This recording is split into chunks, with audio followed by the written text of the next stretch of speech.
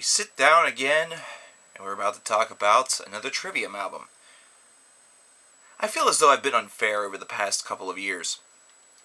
I feel that I've spoken only about the albums of this band that really haven't exactly appealed to me, while mentioning all of the great moments of old that I've had with their first couple of affairs and how I've enjoyed them. I feel as though I should probably go back and talk about those albums at some point, but that point is not going to be today. However, it is something that is a future plan.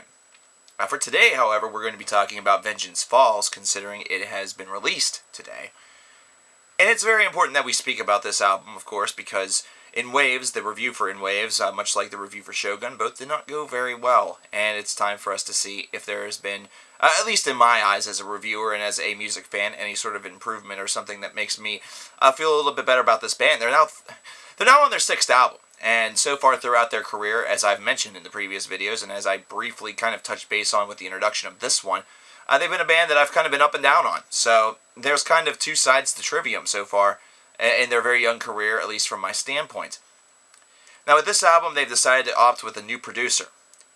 And there's only one way that I can really describe who this producer is, and that's by talking really loud as though I'm typing in all caps. Yeah, they got David Draiman as producer.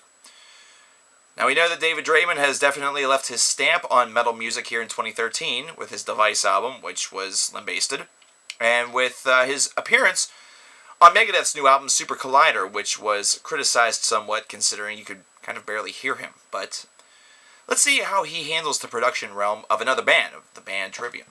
And it was explained by Matt, by the lead singer, that really having David as a producer was a great idea and have a great real experience for him, considering it was a very hands-on process. Not to mention he also feels as though David has helped him expand his range by about 4 to 6 notes on the high level, which is something that is a little bit present on this album. You definitely hear that musical expansion, that sonic expansion, lyrically and vocally, a little bit more than you've heard on previous albums. So there is definitely improvement that has occurred. The one thing that I'm going to really have to harp on a little bit here, and the one thing that I'm going to have to mention right out of the gate, is the riffing and the songwriting.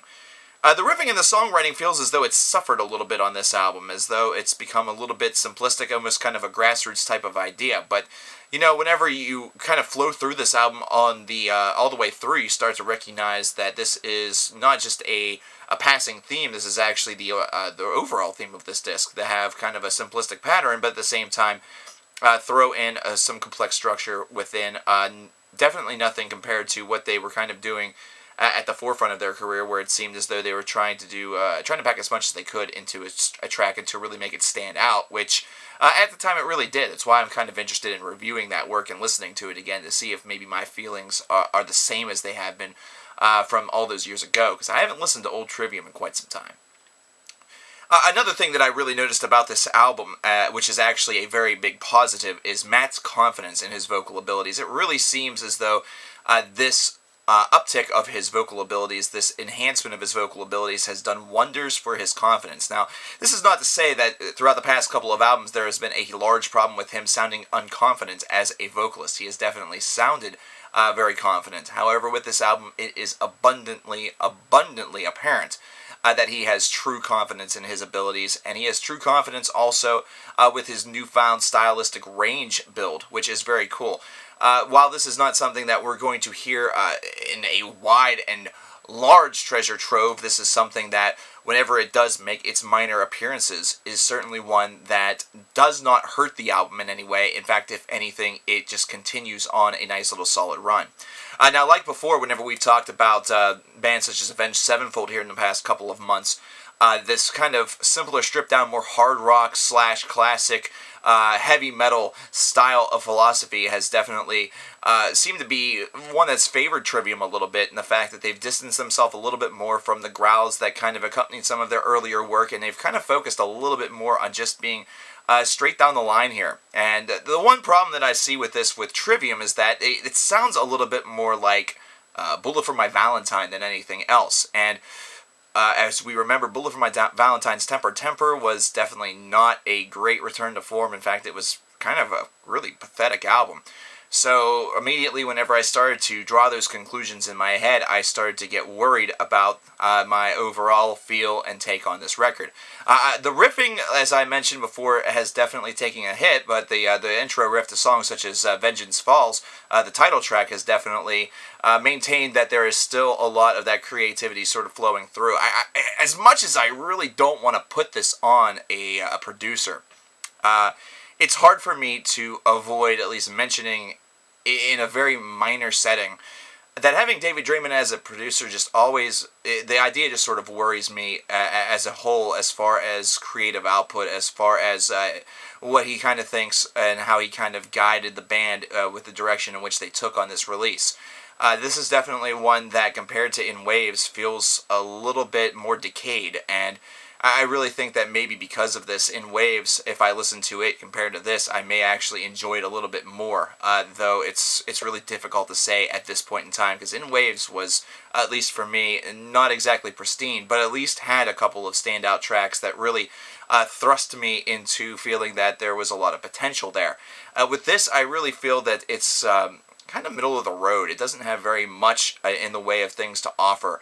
I really think that everything was kind of produced very nicely. Everything has a very nice sound quality to it, but overall the delivery just feels it feels a little watered down. It really does. It feels a little bit watered down, and that's just putting it extremely nicely and directly to the point. I think that this band right now is in a position and in a place in time where they have kind of decided to abandon the epic structures that they maybe had attempted with an album like Shogun, which if I listen to now, after the last two records, I may feel a lot differently about. Either that, or I'm just going to have to reserve myself to the fact that for Trivium, to me, they're kind of just a 3-album band to me.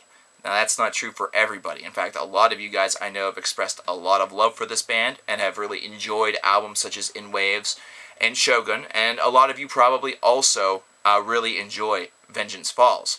But for me, as I kind of went on with the record, I started to feel a little bit just kind of bored with it. I felt as though the songs were kind of starting to blend together a little bit. There was a little bit of change here and there. We would get some softer moments, so there is variety. However, the variety is not something that we are completely and totally unfamiliar with whenever it comes to this band. It just, however, has showcased itself a little bit more apparently, especially whenever we talk about the constitution of tempo change. And we talk about the constitution of a slower, more harmonic, ballady style track, if you really want to go that far, as opposed to the aggressive side of Trivium, which we are more prone to seeing.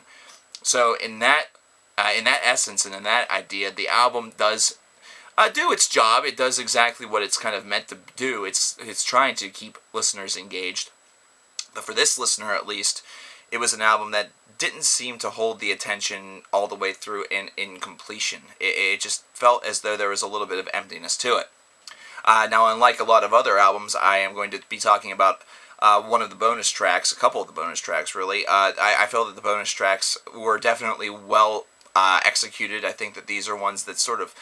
it's fair that they were cut, but at the same time, it was good that they were latched on for bonuses, because they definitely keep up the theme a little bit. And then the cover of the Misfits Skulls and We Are 138 was very well done. I really like that a lot, mainly because it's able to really showcase the band's real penchant for having a lot of energy and having a lot of just really the ability to take a song that was produced very poorly many, many years ago and really update it very, very nicely. I think that the Misfits would certainly approve of this. The original is, of course, a Stone Cold classic, both of them. They're mainstays in Misfits sets to this day with Jerry Only and the like. However, I think that this is kind of a nice little thing that they could do, Trivium that is, at their shows, to really amp up the audience and really show that they have a wide variety of influences that really shows itself in minor moments throughout the entirety of their catalog. So I really enjoyed that cover being included, even just as bonus tracks. Overall, this album, for me, I like the hard rock approach. I felt that everything decayed a little bit from In Waves, but I'm not being as harsh as I was there, because like this band and like all bands, I too have changed. I too have become a little bit different in the way I approach album reviews, especially whenever it comes to ones that I'm less than favorable of. I tend to only like to truly flip out and be ridiculous whenever it is truly warranted, and I felt that the Device album was truly warranted of that. I don't feel that this album is truly warranted of that, because for what it's worth, this is an album that will appeal to a lot of people. This is an album that a lot of people will enjoy. I feel, though, that those who are not as fancy about it, not as fancied by it, should I say, will be kind of coming up in arms about it.